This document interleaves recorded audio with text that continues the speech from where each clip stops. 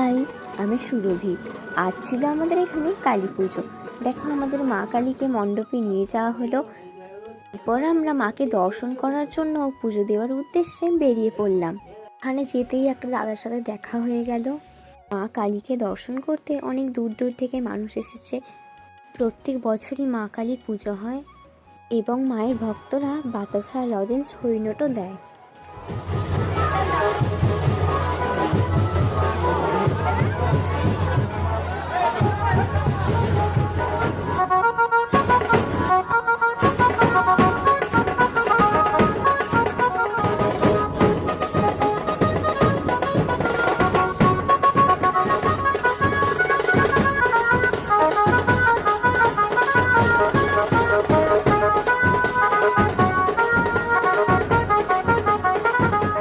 পুজোতে আমরা আর কী কী করলাম এই ভিডিও আসছে নেক্সট পার্টে।